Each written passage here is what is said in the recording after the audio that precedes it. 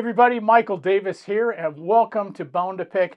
I am so excited today to be sitting down with one of my, actually I used to say of the younger generation. Forget about that. He's very young, but he's one of my all-time favorite trombone players, composers, just a remarkable musician. He was voted the #1 trombone player by the Critics poll of JazzTimes. The New York Times described him as developing a one-of-a-kind voice, both on his instrument and as a composer, earning distinction among jazz's most adventurous new voices. He has toured and recorded with his own groups. It's quite a list of his own groups. Most recently, Reverso, which we'll talk a lot about, Collective do Brasil, Catharsis, the big band Living Legacy Project, the All Ears Orchestra. In all totaled, he has 15 records out as a leader.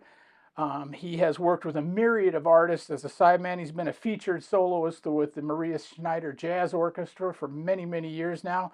He's recorded with David Bowie, Sufjan Stevens, Miguel Zenon, Yvonne Lins, Wynton Marsalis, Alicia Keys, the Saturday Night Live House Band, just to name a few. He is a leading voice in the jazz education world. He's a director of jazz and brass studies at Hunter College in New York City, as well as being on the faculty of Manhattan School of Music. And I have to say, we were just going over it. Ryan sat down with us back in July of 2013 alongside his good friend and colleague Marshall Jilks. And that was the 16th interview in our series, and we've been trying to get him for the last 11 years. We finally got him to say yes, he's back. And this is our 98th interview in the series. Wow. So without any further ado, Ryan, thanks so much for coming to New City today. And I can't wait to talk about all the amazing stuff you've been doing the last 11 years since we sat down. Thank you, Mike. If we can, let's jump right in. I want to show this. This record just came out. It's called... give us the full title. Shooting Star. Okay. And then because this is a French-American collaborative band, we sometimes our titles in French, sometimes they're in English. So this one we used both. So it's Shooting Star, okay. And then the French translation, I'm sure I'm butchering this, is Étoile Filante. Okay. Shooting Star, but it's a tribute to one of the great 20th century composers who passed away tragically at the age of 24, and so kind of went unknown for a century or more, and her sister wound up getting a lot of the recognition. This is Lily Boulanger, and her sister Nadia Boulanger went on to be like one of the great pedagogues of Western European composition. But Lily was the star of the family. In fact, Lily was the first female to win the Prix de Rome. She was the star pupil of Fauré, and someone that people like Debussy were pointing to as the next great compositional voice in all of Europe. And she also was prolific. I mean, in the 5 or 6 years that she wrote professionally, she put out an enormous amount of music that is super inspiring. And so I admit I was also more or less unaware of her work, and we use this project, we try to focus on a different composer for each of our albums, and then we reimagine her or their music, and we write our own music inspired in different ways. And so we picked Lily Boulanger, thankfully, and really got to do a deep dive into her music, which has been very, very inspiring. Still listening to it actively, it's just extraordinary. So yeah, very, very excited about that album. We just got back from a 2-week tour in Europe, through France, Switzerland, up through Germany, Belgium, and then back into France. So kind of did a big circle, and just, for me, that's that's kind of the why I do this. I mean, there's just nothing more fun than to get to make music with musicians who inspire you night after night, and playing really interesting clubs and venues and for enthusiastic listening audiences. So yeah, very happy about that. Awesome. And for everybody, I just listened to the new record on Saturday. Sat down and listened to the whole record. It's absolutely gorgeous. And the combination of the cello and the trombone and the piano, it's a beautiful sound. And Ryan and I were talking before the interview about how the different mixing techniques, that you've developed over the years having the band, and how it's really sonically just gorgeous the way the piano sits between the two instruments. So thank you, Mike. I really encourage everybody to check that record out. You can get it on Ryan's website as well as Bandcamp. And Tell us a little bit about maybe the birth of the band. You said that was really the band that you started. I mean, it's a trio. Maybe that's a better way to put it. Yeah, it's a trio. But the trio, how that all started, and what inspired you to go in that direction. It's a very unique direction. Absolutely. Well, I grew up, like I'm sure many of your listeners and subscribers, playing classical music. I mean, that was my first musical language. I started on Suzuki violin methods, and then piano. My mom's a piano teacher, so. And then when I first started on trombone, also focusing more on classical repertoire. So it's a really, really important part of my musical life. It's music I still actively listen to and love to play, although my opportunities to play it in New York are few. Maybe a few times a year, different random projects. And so this particular group was born out of a mutual love for classical and jazz music, because that's actually what the group's all about. Reverso is alluding to this flow of musical language and inspiration going in both directions over the last 100 plus years, and which continues in various ways. And so my co-leader of that band, the pianist in the trio, Frank Wusta, he and I both wanted to find a way to allow us to channel our love of classical musical language, but also utilize the skills that we most actively use as improvisers. So it's a jazz group. Everybody in the band are improvising professional musicians. That's what we do for a living. But we all love classical music and share a really deep knowledge and I think fluency in different classical musical languages. And so it's really done just that. It originally was a grant-funded project, which I think in my past experiences, most grant-funded projects, kind of come and go. You take the money and run, Right, yeah, it's totally. Like you make the record and then you move on. But this one had legs. I think originally it was a quartet with drums, and which was super fun, because the drummer we were able to hire with the grant money was none other than Jeff Ballard, one of the all-time great living drummers, who was living in France at the time. But with the drums, it still was very much a jazz project, or not classical project, because any classical audience member hears a drummer and they go running, they're like, this is not for me. So eventually, both for that reason and also just kind of financial and logistical reasons, we got rid of the drums and turned it into this true chamber acoustic sounding project with just the cello, trombone, and piano. And all the subsequent records after that first one have been a result of our shared excitement for the band. And we've toured North America numerous times. We've toured Europe numerous times. Both the cellist and the pianist live in France, so that's also made it possible for us to kind of have this bi-continental existence with the group. And that's another thing for me. Something I've been trying really hard to do as a band leader is try to break more into the European market, both as a recording artist and as a performing artist. And it's been a challenge. I toured there a number of times with Catharsis and would come back with, massive debt. It's just really, really challenging. Wait, that's not the way it's supposed to work. That's always you'd wonder. It seems like the norm now, but yeah, not a sustainable model. I was going to ask you that. Do you find that more? I've always been amazed at your energy level of booking your groups, and in addition to the big bands, but you have the other three other groups, and. Is this instrumentation, does it present even more of a challenge in terms of booking, or have you found it? I would say yes and no. It can sometimes be a challenge to book certain jazz venues if you don't have drums, because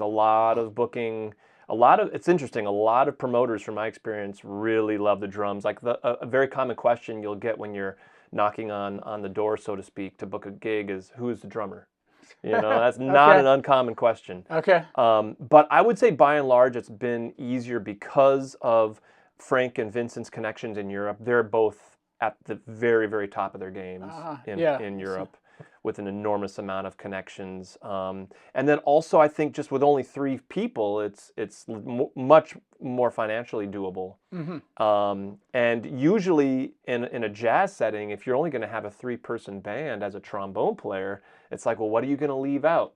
The bass, the drums, or the chords, none of which are very appealing, to leave out. They all present a challenge. So with this instrumentation and this band and this language that we've kind of developed on our own, none of those decisions really had to be encountered or disputed. So like we've just kind of, I think, run with the with what we have to work with, and it's been very, very fun.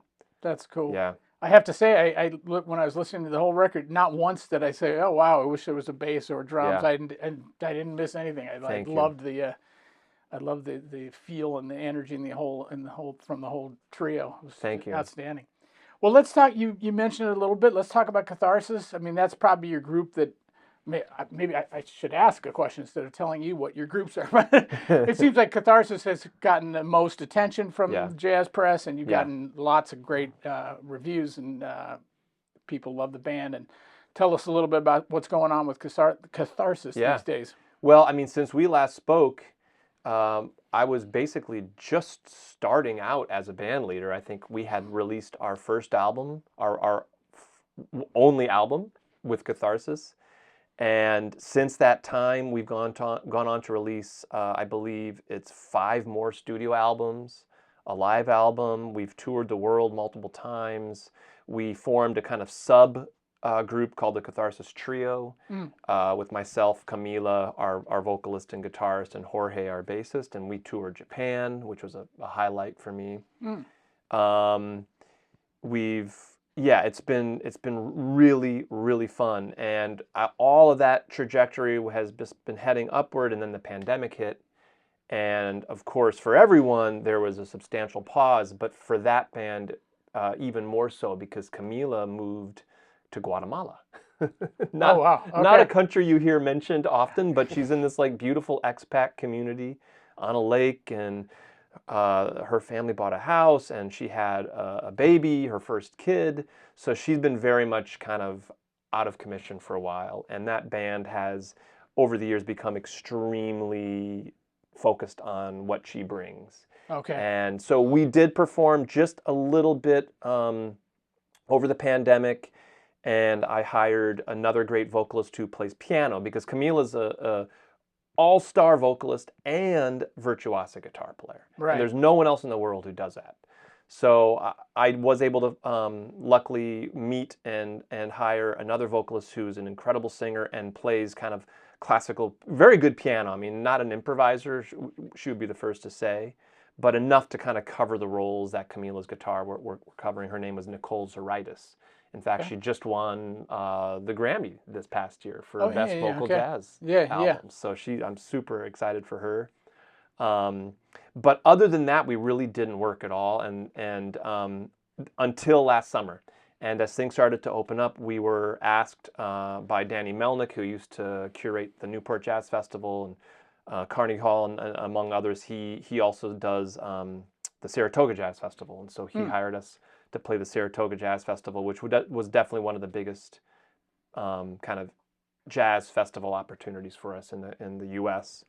So that kind of got the ball rolling again. This past summer, we also played a few festivals in Wisconsin, regional festivals. Nice. And with that momentum, Camila's back touring again with the baby. So that was an experience. Wow, okay, touring cool. with a 1-year-old in the van. But we recorded last September, and I'm currently mixing the album now. Wow, okay.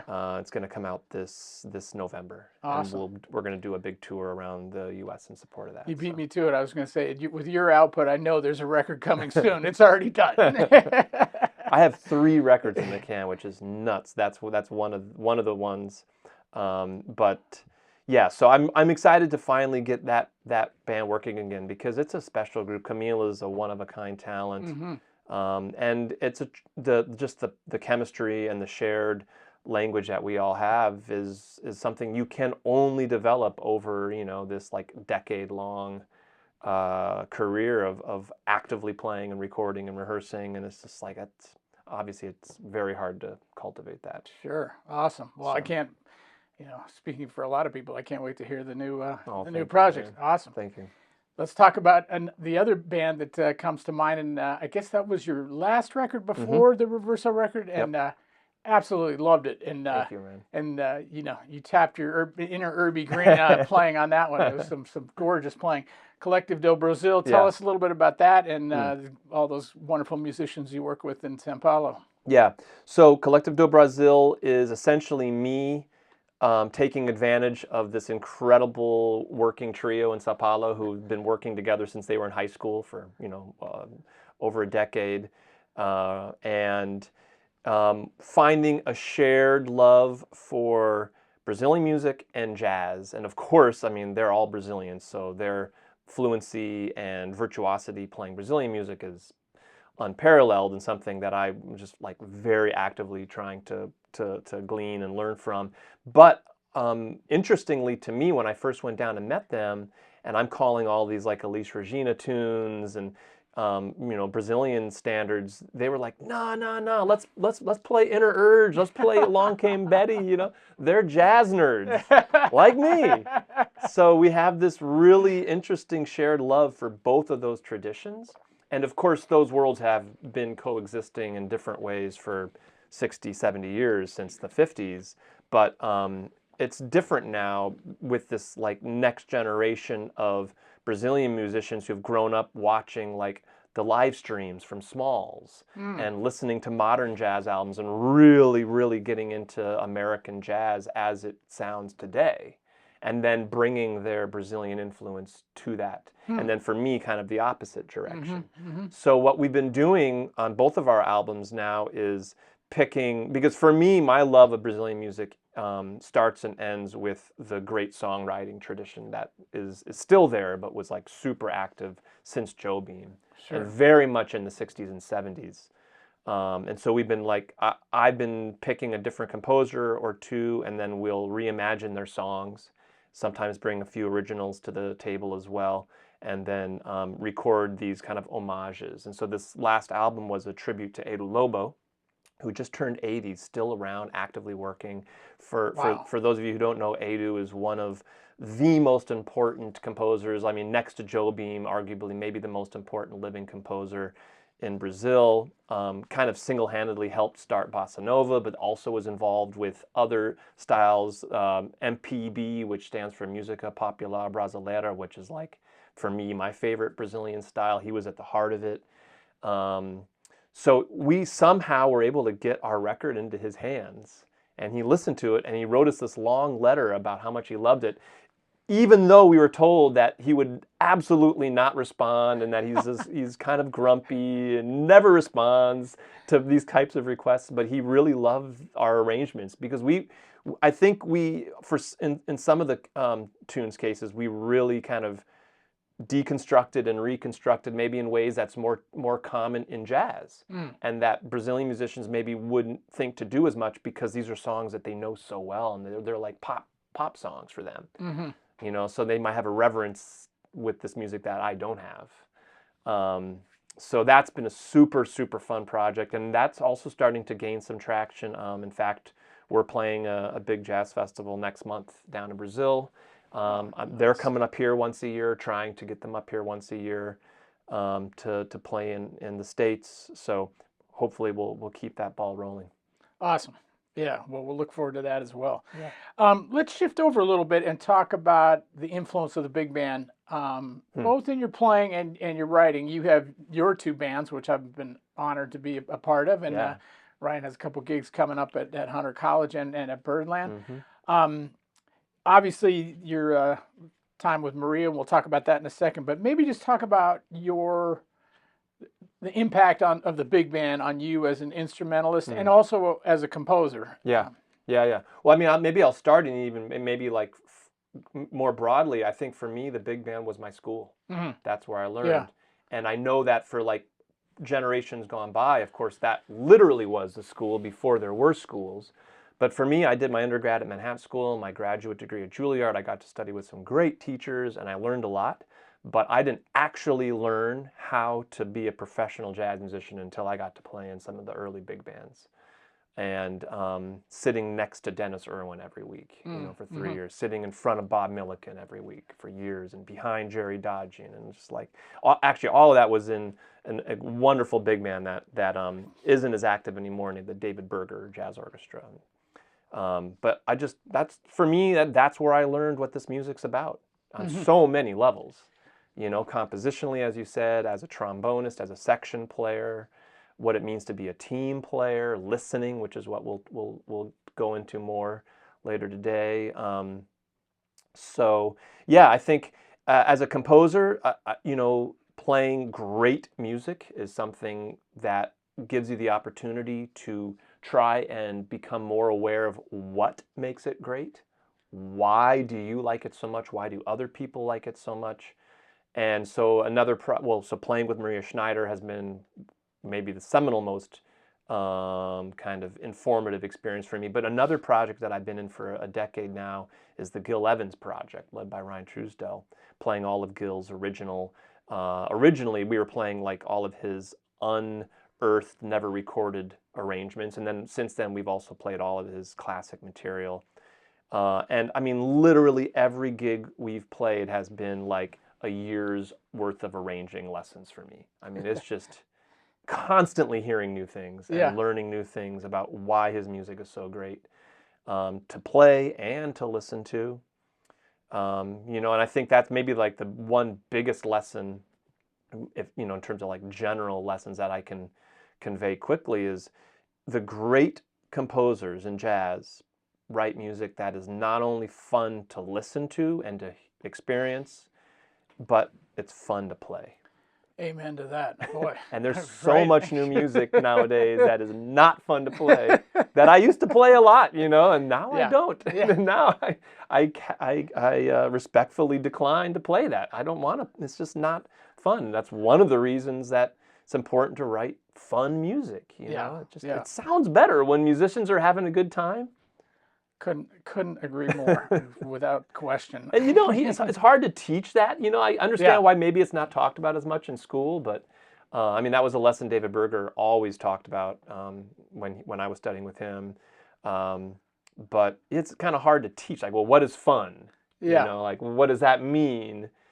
As a player, you kind of know instinctively. Right. Instinctively, but if you're only a writer, it's like, okay, well, so a good starting point is like, make sure that if one of your musicians has a bunch of rests in a tune, make sure they get that solo that's coming up, It's like, don't make them rest through all the written material and sit there while everybody's soloing, And conversely, I mean, you don't have to push the band to the absolute limits of their technique with every time, with every shout chorus. That's right. We've all played too many of those charts, and yeah, I mean, I think you listen to, for me, like Bob Minster comes to mind. Like, I never feel like Bob pushes you to the point where it's like, this is the absolute most I can do only on a really, really good day. Yeah.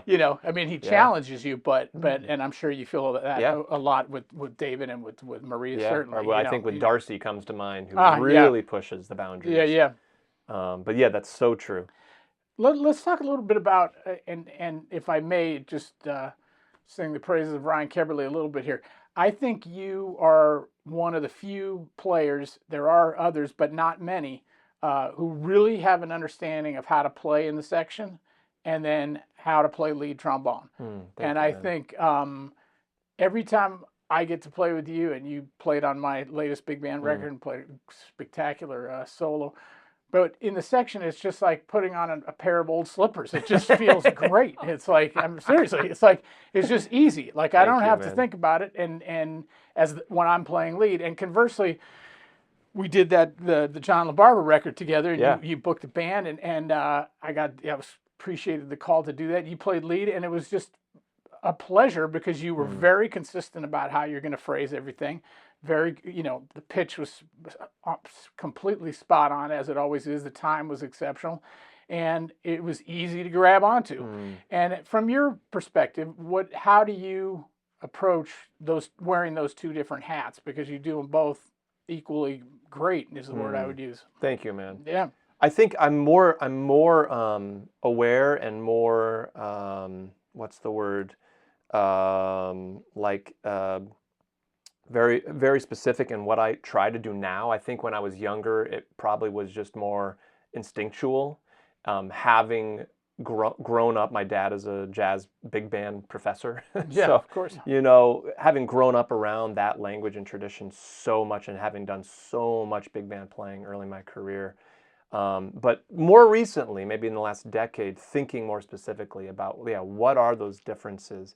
And I think most generally it does just come back to listening and being able to hear what each of those roles requires in what you're emulating. So being able to hear the difference in how lead players are playing, generally speaking, versus side section players. But kind of in the moment, some of the specific differences would be, as a section player, I'm definitely not trying to stick out. I'm listening intently to the lead player.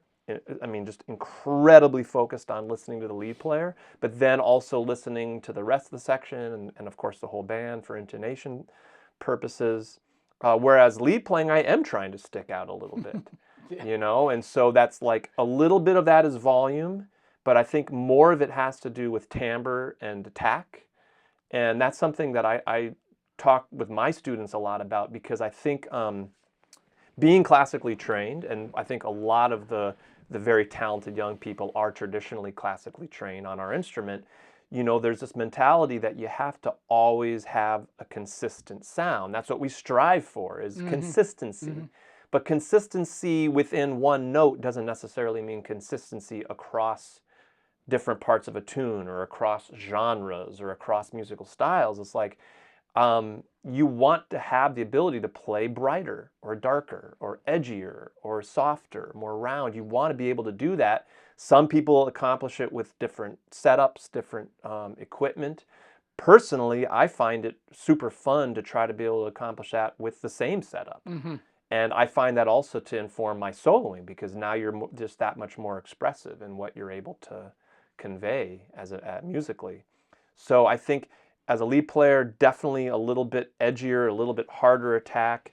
Definitely thinking more about vibrato, whereas as a section player, the vibrato is always secondary. In fact, my go-to now would be no vibrato unless I'm hearing a real kind of like intentional vibrato coming from the lead player. Like you said, I mean, the fundamentals are the same, though. Like, I think there's more similarities than differences. Totally. And the similarities, you mentioned them, intonation and rhythmic accuracy and groove and feel. That's like 99% of it. And then there's that other 1%. I think you touched on it. I was very fortunate early in my career to get to play with some of what I consider the great old school lead trombone players. There's a gentleman in Los Angeles I got to play with named Dick Noel, who was a top studio guy, really amazing. And we were on Buddy Rich's band, and we were backing up Sinatra, and they would bring in lead players, and so they brought in Dick out on the West Coast. Amazing, and kind of what you said, like his ability to shape the sound when it's when called for, not so much as a section player, but as a lead player, and shaping the phrase, and there's all those little nuances, and I don't even know if he really thought about it. It was just very instinctive to him, and his, like you said, the big band used to be the school, so that's where they learned, developed all that. And I was fortunate to play a very little amount, but a little bit with Irby Green, who I still consider to be, one, if not the greatest, in the top three that I could think of, but also a remarkably good lead player. And the reason why I bring them up is that now it feels like there's not such a premium on lead trombone playing, and when I hear you play, it feels like, okay, it's still in good shape. It's still going in the right direction. It's hard, because it's like I learned how to do that largely from records, but like I said, I was really, really lucky just in how much of those records I was exposed to at a young age. Then definitely learning very early on from Bob Milliken. I learned so much from him.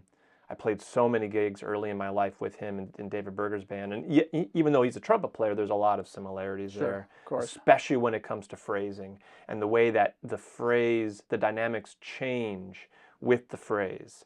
And again, classical music, we're taught to keep everything pretty consistent dynamically. But in jazz, really stemming, well, always going all the way back to Louis Armstrong, but even more so with the bebop language, and that to me is still more or less the foundation of our current language. There's like enormous dynamic contrasts. Depending on the rhythm, depending on the shape of the melody, the highs and the lows will change the volume that you bring. And then listening, and then also joining Maria as a fairly young man and getting to play with Keith O'Quinn, one of the living legends of lead trombone playing, and learning an enormous amount from Keith. Yeah. But yeah, I think like even within one song, even as a lead trombonist, I'm not always trying to cut. Like this is again where the listening comes in, like being aware in the moment, even if you're sight reading. How are you fitting into the big picture? Mm-hmm. Because if it's 2D writing and I'm playing lead trombone, but my note is in the middle of the voicing, I'm not trying to stick out now. I'm approaching it much more like I would as a second or third trombonist.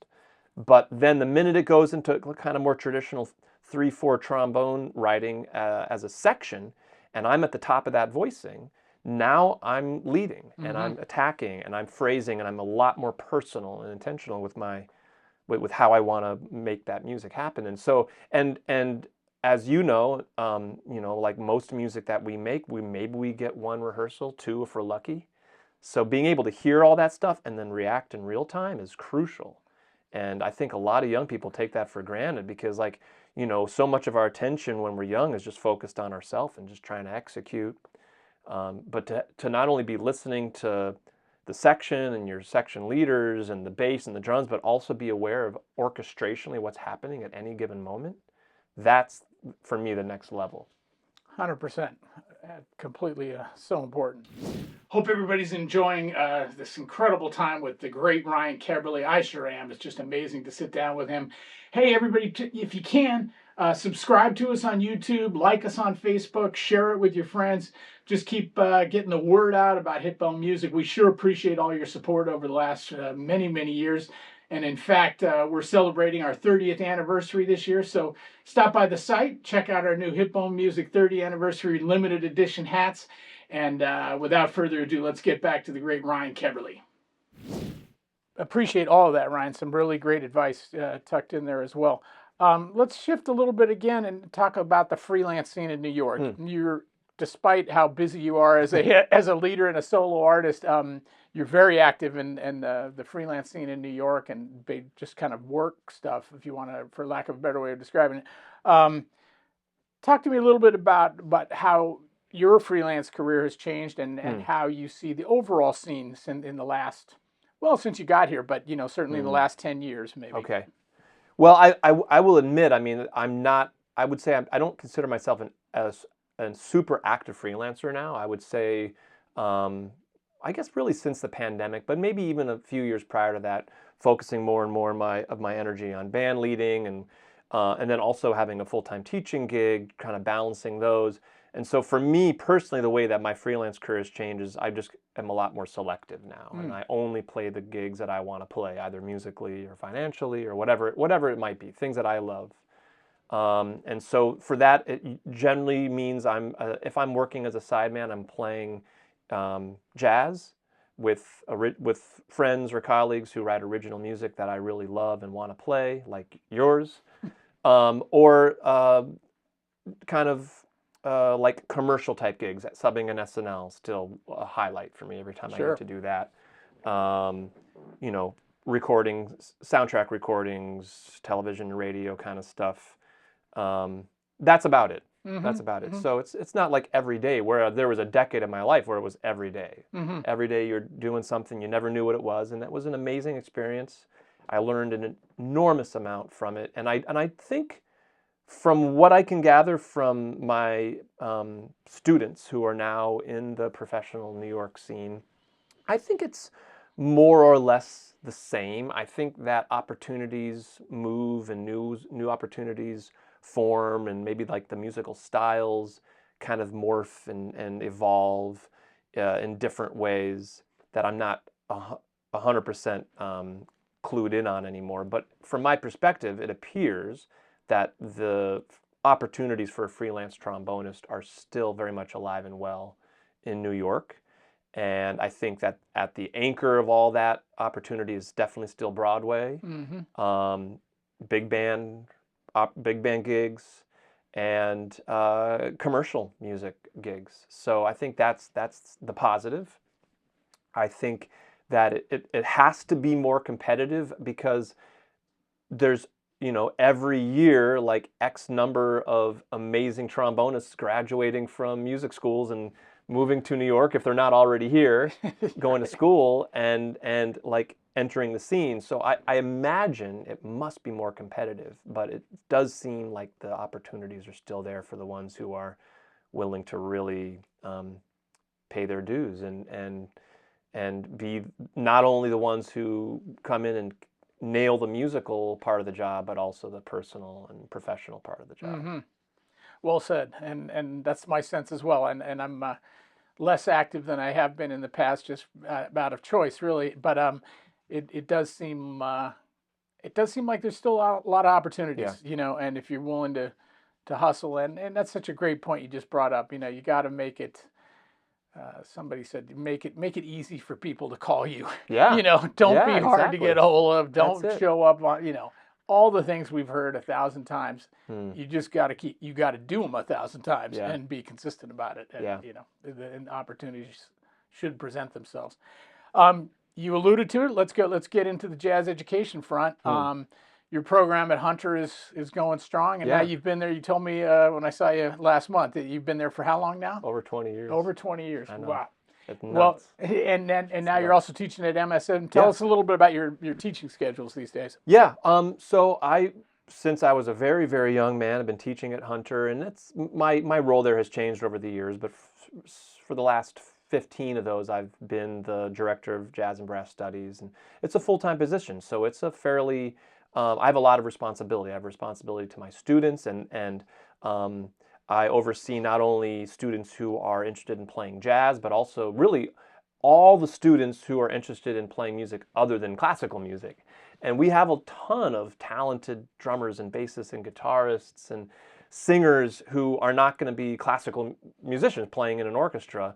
And so part of my role there has been to try and cultivate a curriculum and performance opportunities that cater to those types of students, because they're also not most likely going to be full-time, straight-ahead jazz musicians.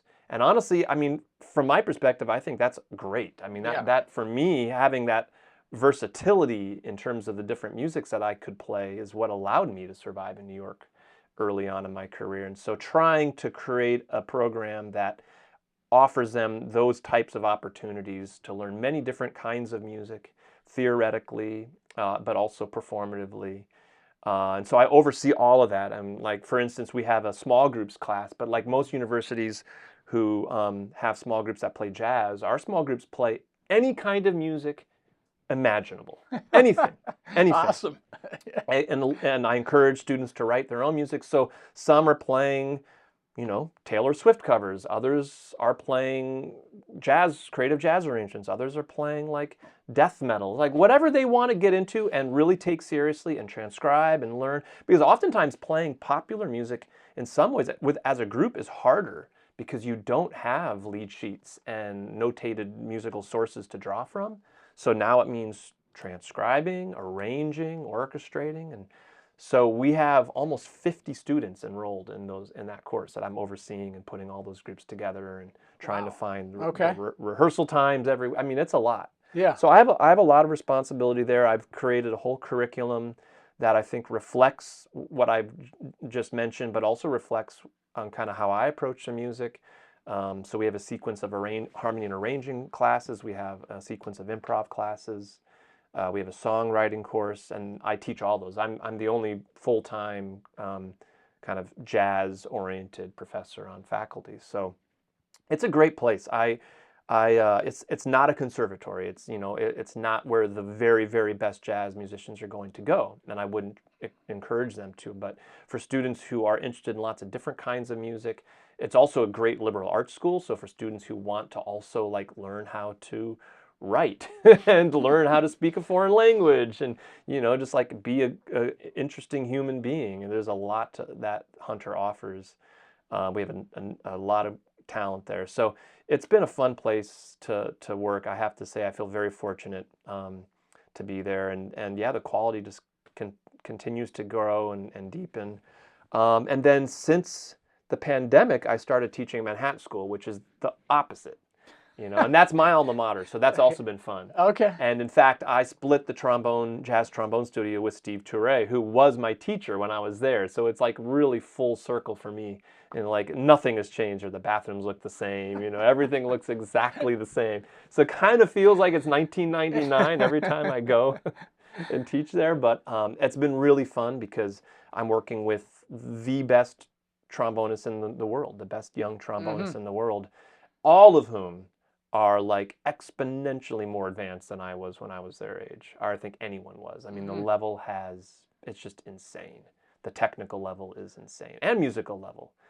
So that's been really fun. It's pushed me, it's kept me sharp. And I mean, I had a grad student last year who I assigned to learn like Chick Corea solo on Humpty Dumpty, and he did it. I say, you want a challenge? Go. I mean, I know the solo. I haven't learned it, but I know there's some really hip language in there. So he learned it. It's like, okay, wow, interesting. I better learn it.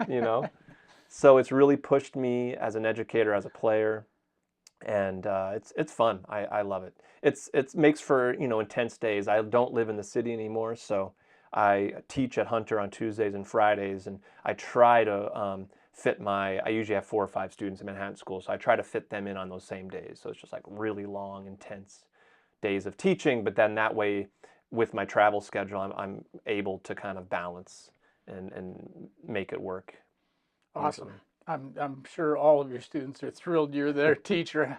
I wish I had you as my teacher, but it's a little late in the game for that. Well, I had to say, I forgot to mention when we were talking about section playing, especially playing in a section. I think I learned more from playing with you when I was playing lead, because it's very unusual for a young person to get to play lead with someone like yourself who's a master of section playing and lead playing. But when in the Heights, when you'd be subbing for Joe and then I'd move up to the lead book, learning what that meant to really play in a section, I learned a tremendous amount from you. Oh, wow. Yeah. Thank you. I mean, tremendous amount. That was always a lot of fun playing there with you. That was a hang. That was a cool scene, as they say, for a show, but still a lot of fun, and we're grateful for that opportunity. Oh, yeah. Just maybe let's talk since the pandemic. Give me a couple of your most favorite memorable gigs that you've done, and it could be your groups or with Maria, or anything that just jumps out at you as like, whoa, that was an amazing opportunity. Yeah, we've had some fun stuff. I mean, I think the highlights for me are definitely touring Brazil with Collective do Brasil, touring Europe with Reverso. I love traveling. I love meeting new people. I love meeting new musicians in those areas too. I mean, we play jazz or even classical music or any of these creative musical fields. I mean, we are in a hyper niche market. It doesn't get well said any more niche. And most of our audience members are other musicians, for better and for worse.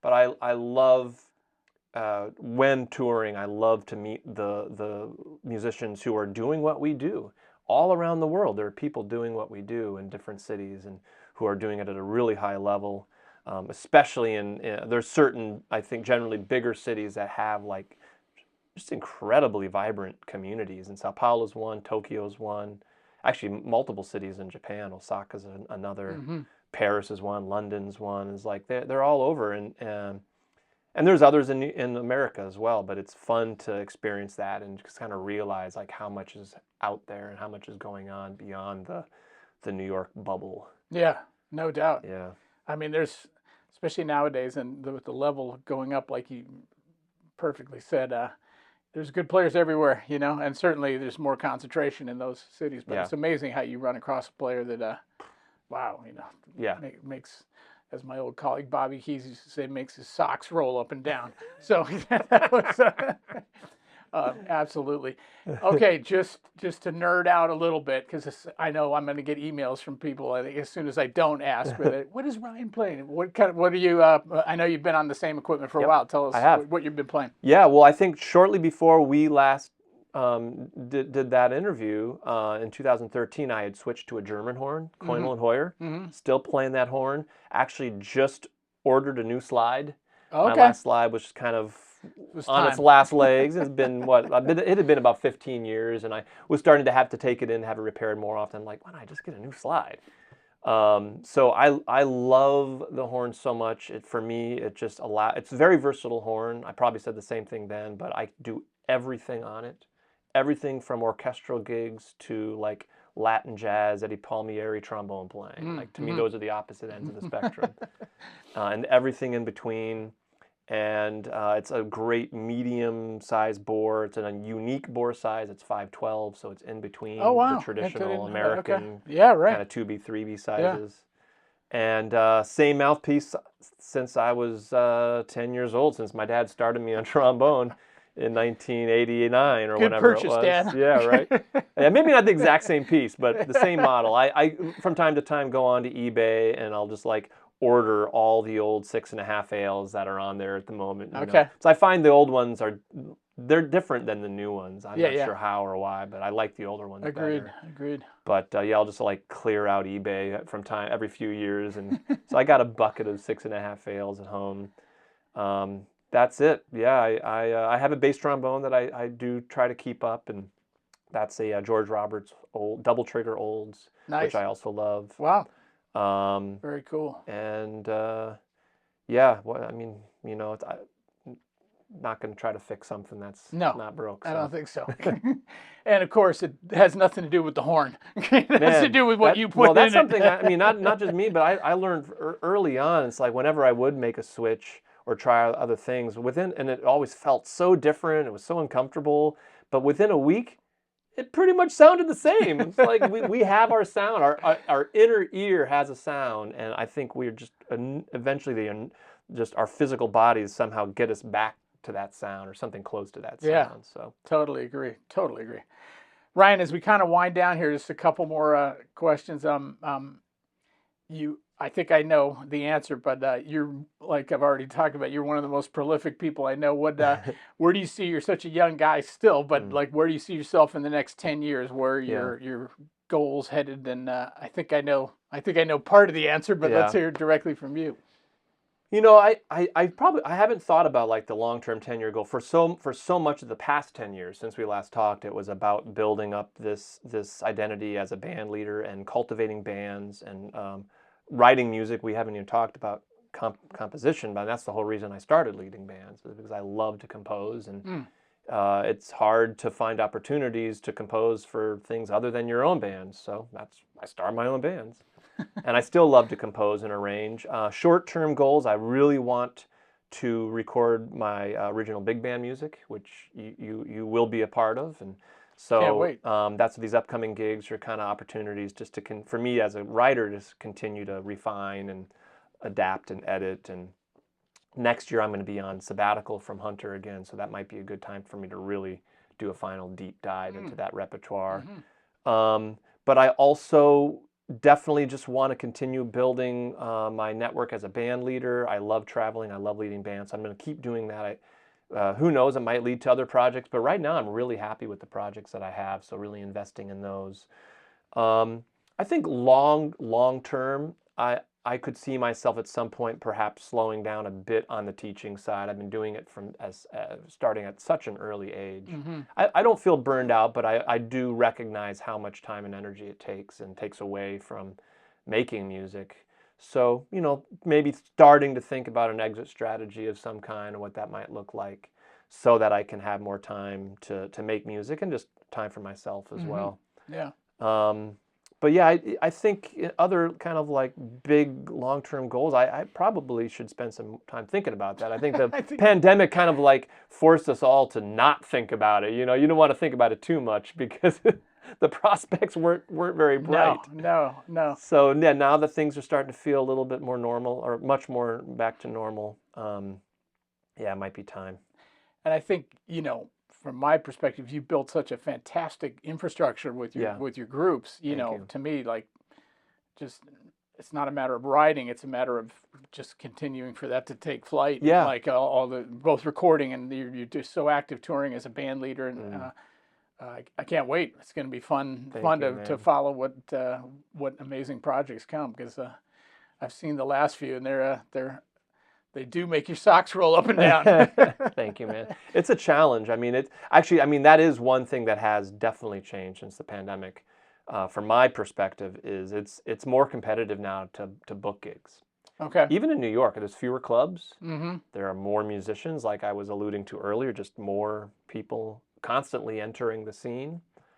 And tastes change, priorities change. It's hard. It's harder now. It was already really hard.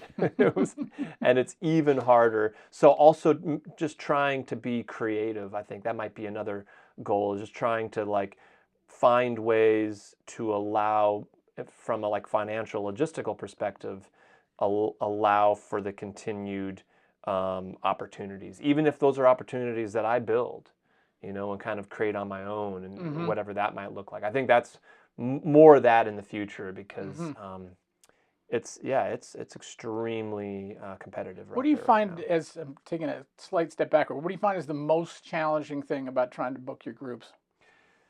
Or the most challenging two things, or whatever you find is the biggest stumbling blocks? Well,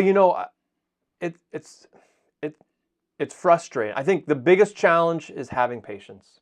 That's the biggest challenge, because I think for a lot of people, the number of times that you have to email and call to get a gig is so ridiculously high that a lot of people would either just not do it because they're embarrassed to do it, and they feel bad, like bothering this booking agent or this promoter or presenter who hasn't emailed you back, or they get super cynical and pessimistic about their chances, or they just don't want to put that time and energy in.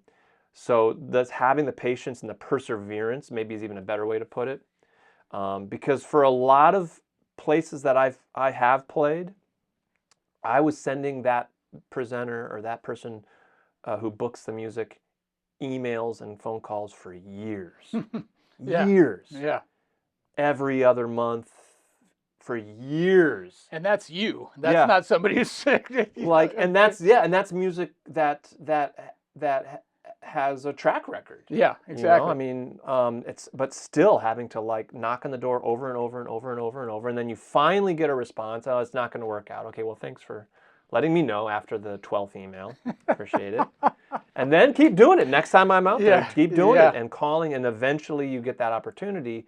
And if the music is ready and compelling, it's all worth it, because then when you finally get that opportunity, you make so many connections and you make so many new fans that then the next time is usually easier. But I have found that's the part that's changed. I think the pandemic kind of threw a wrench into that, for me at least, because even places that I've played before, I'm finding it feels a little bit like starting over sometimes since the pandemic. Well, thanks for sharing that. And as we one last question, and you kind of already steered us in the right direction with that, and I asked this to Vic Firth, who I was lucky enough to interview him shortly before he passed, and one of the all-time unbelievable human beings. I mean, what he created is just remarkable. Seriously. But I just said, Vic, it was such a general question, but to young people out there, what's the one thing you would say to them? And he'd say perseverance. And after what he did, and you just alluded to how much you have to persevere booking your own thing. But if you're talking to this, and you see all these young folks all the time anyway, what do you think are the most important qualities that you would look for as a band leader, as a teacher, as all of those hats that you wear? What do you look for in these young folks, and what can they take from what you're saying that would help them find a lane in this business? For me, it's a no-brainer. It's who's the best listener.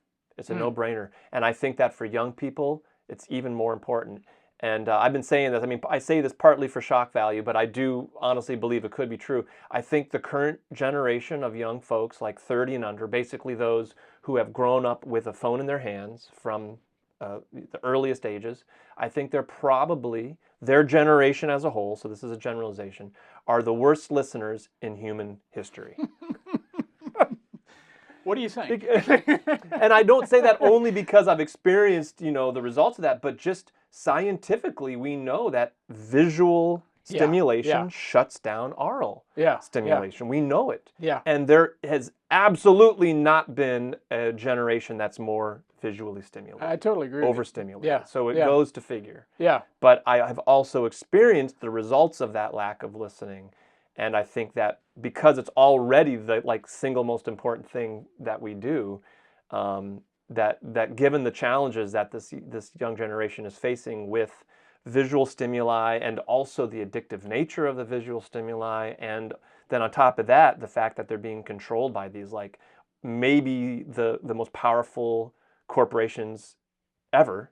It's kind of, you actually have to work against it. I think. I think you have to work to fight against that, developing habits that don't include using your visual senses. So, wow, that is couldn't be stated any better than that. I mean, that's it, and I'm sure you'd agree. It's transcends music. I mean, it does. Yes. Listening, in a relationship, let me give you a piece of advice. Listening helps a lot.